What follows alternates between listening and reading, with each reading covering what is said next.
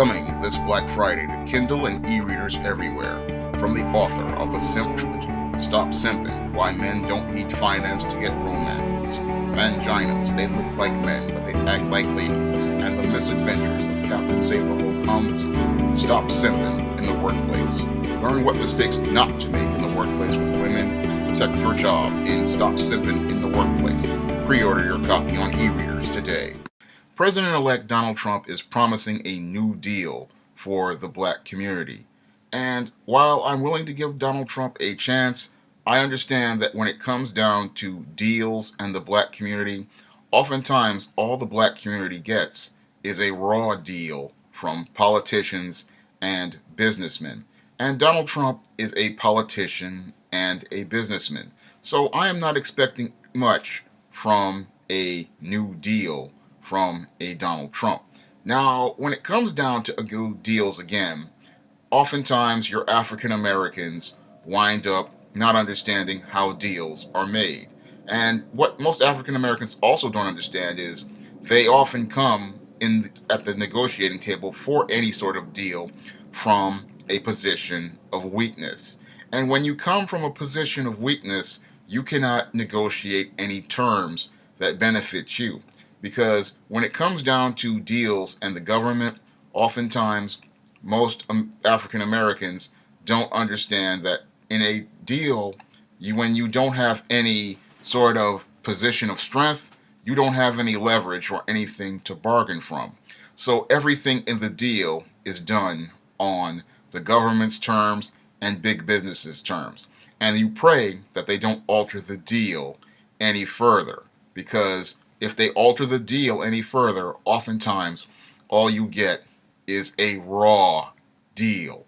And when it comes down to new deals and not understanding the details and the players on the table for the deal, which is what most African Americans never take a look at, they don't look at who your Donald Trump was associating with in the campaign process of this election. And the people he was dealing with who were representing the black community were your black pastors. And any deal that involves black pastors, you have to scrutinize very closely, because your black pastors are the ones who tend to orchestrate raw deals that benefit themselves and leave the black community just that much poorer. And I can look at several raw deals made here in New York by your Clinton administration back in the 90s, when they were allegedly gentrifying Harlem. Now, under these deals, under programs such as your Upper Manhattan Empowerment Zones, there were plans to improve the quality of life in the area of Harlem. And they offered to bring big businesses to Harlem, such as a Pathmark, a Krispy Kreme, a Body Shop, and a Chevrolet Cadillac Hyundai of Harlem.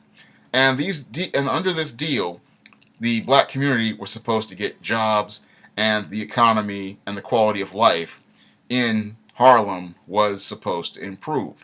Now, we fast forward about 15 years later, and the Pathmark of Harlem had its property sold out from under it by your Abyssinian organization, which was run by your Reverend Calvin Butts, who sold the property to Extel Corporation to build condos. Your Chevrolet Saturn of Harlem has been closed for I don't know how many years.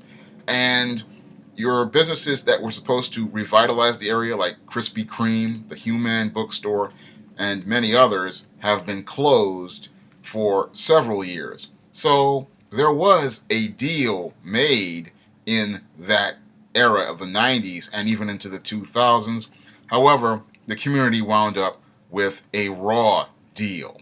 So when we listen to these deals, what happens is black politicians, black pastors, and other people get rich, and big corporations get nice tax breaks for opening businesses, and a handful of people get jobs that the company pretty much pays a salary from tax credits they get from the federal government.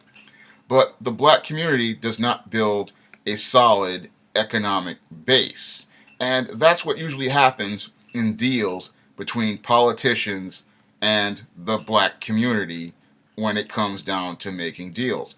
And I'm wondering what would be different with a Donald Trump New Deal and the black community overall. Because I look at what happened in Harlem with Clinton's empowerment zones, and I look at what happened in New York, again, with the local politicians here, and clearly the area of Harlem and even parts of the South Bronx hasn't changed that much. Yes, we get big corporate businesses coming to these areas after they get tax breaks and tax credits, and a few people get a couple of minimum wage jobs, but we don't build a middle class. And when I look at the only way to build a middle class, again, and improve the quality of life in the community is with small business and small business investment. And when I look at the black community, I don't see anybody focusing on trying to build small businesses. This is something that black people could have done themselves, and it would have benefited them even better if they did it themselves, because once the government gets involved, then all you get is people getting tax credits and tax breaks. And then once the term of the tax credits and tax breaks ends, what happens is they start closing up those businesses and saying that this business didn't perform as well as a business in another area, and that leaves a big gaping hole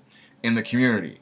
All I know is that when you make a deal with others again, and you come from a position of weakness, what happens is you wind up having to do business on their terms.